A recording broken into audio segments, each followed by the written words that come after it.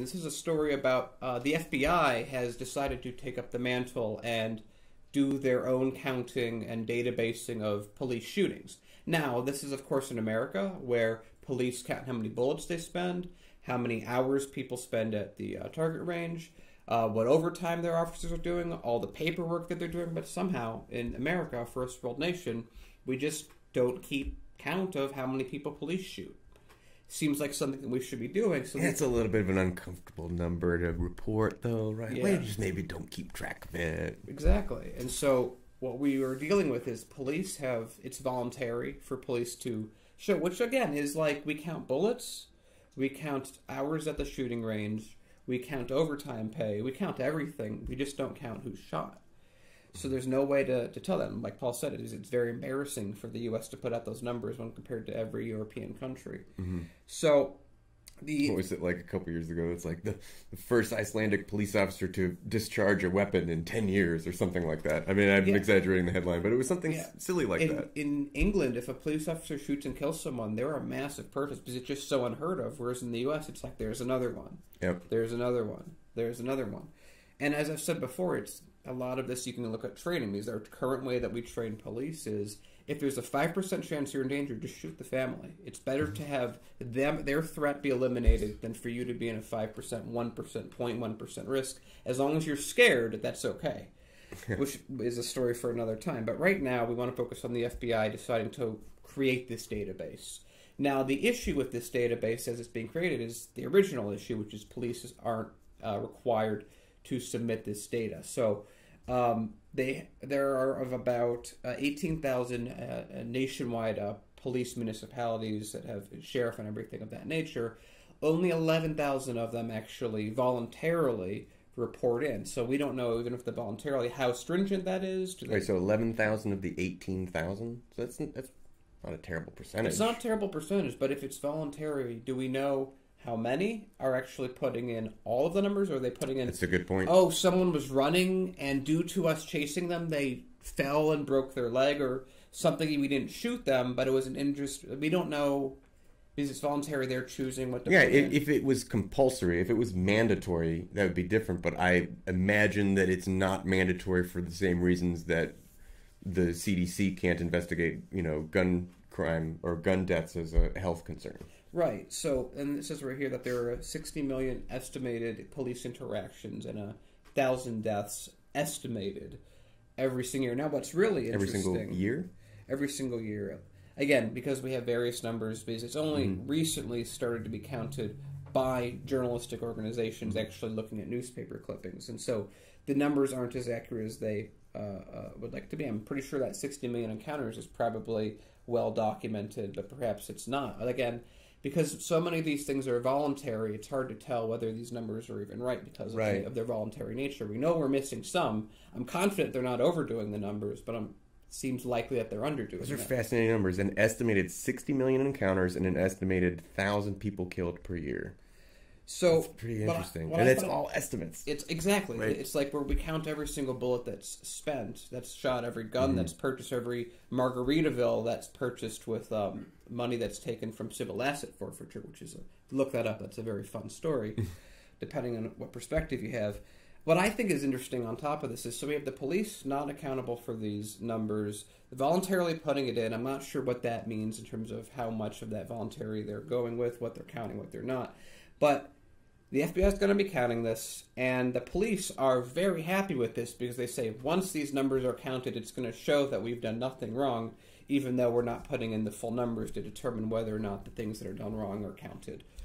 Does it seem like it's fraudulent from the get-go? Do you think you will come into, whenever you see a report, that you will have to take it with a grain of salt? Are you going to view it with a heavy skepticism from the get-go? Well, it's like this. If police can count every bullet they've shot, and they're not counting a much smaller number of people that they've shot with said bullets, I gotta be skeptical unless there's a system in place where I think everyone can be comfortable that the numbers are accurate. Because if we're dealing with that's what this entire point I'm trying to make, is that if we're dealing with estimates on some municipalities covering numbers based more on numbers that journalists have covered, based on newspaper clippings and reports of police shootings, how accurate can you be? And if that's just focused on how many people are killed, that's not focused on how many people have had brain injury.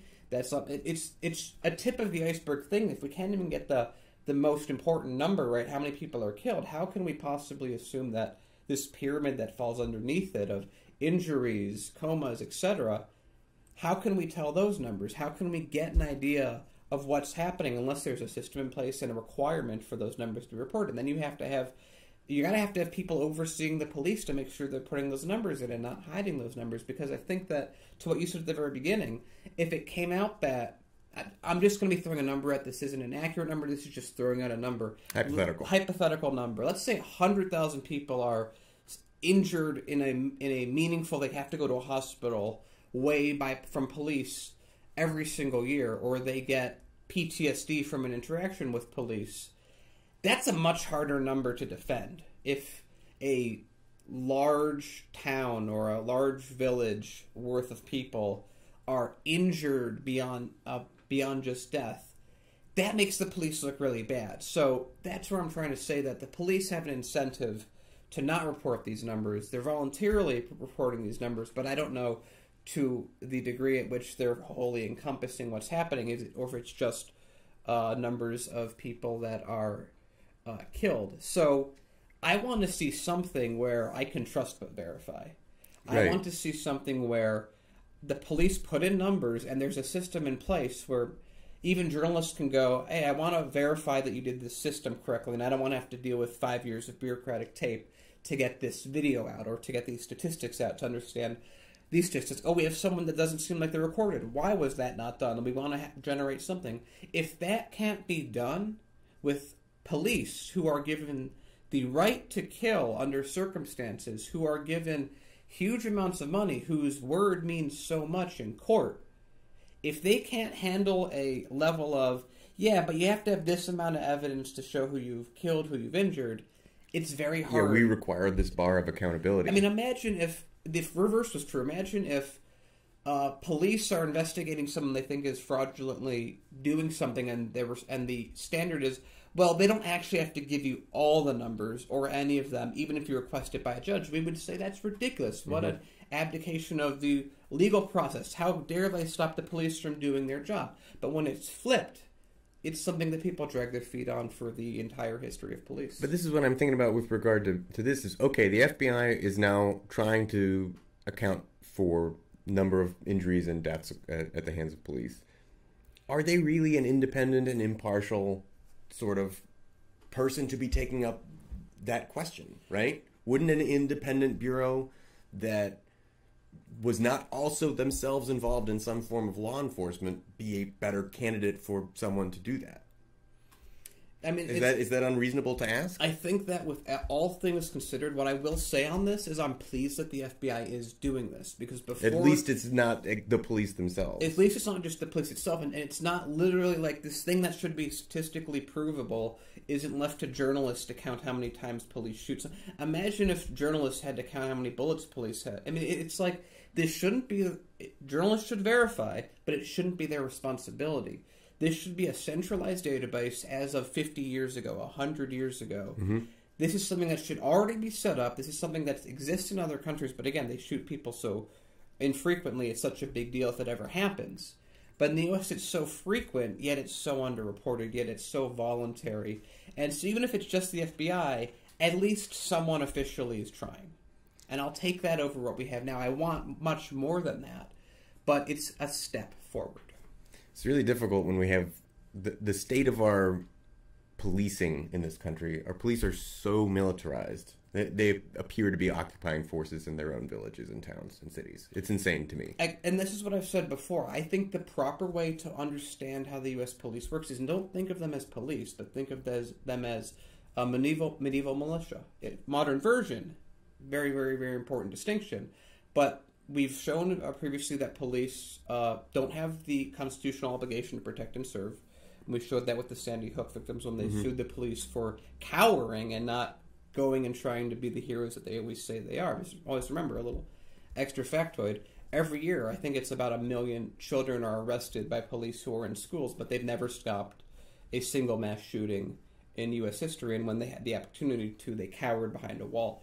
But they were able to show that they don't have to protect people. So you have that, you have all these other things, and if police aren't required to protect and serve you, if police can kill you and that's not recorded officially, it's voluntary, if police can do all these different things, that doesn't seem like what the concept of the police that they speak about is. The concept that I hear from It doesn't police, match their rhetoric. Yeah, the concept I hear is we're the police, we're here to protect you from people that are committing crimes, we're here to serve the community and make sure that they're doing well. And that's only the case in certain communities with certain people.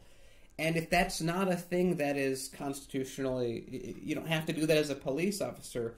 I look at that closer to a militia, medieval militia, where their job is just to enforce what they're told to enforce by their higher-ups. And you have some people in that militia who are really good people who want to be civically engaged and want to do all these things. Of course, we've covered cases where that one guy who was a Iraqi veteran decided not to shoot someone and was fired. The Virginia case. Yeah, and he was fired for not shooting someone who had a gun, and he was trying to be suicided by cops. So it's about where these cases go, what they entail, what they make, what incentive structures they have. And I want us to have a European incentive structure. Right. That's all I want. I think it's insane. Just do yourself a favor and just look up online a police officer's uniform from like the 1970s and compare it to what a police officer looks like today. Yeah. That just visually says everything that we just said.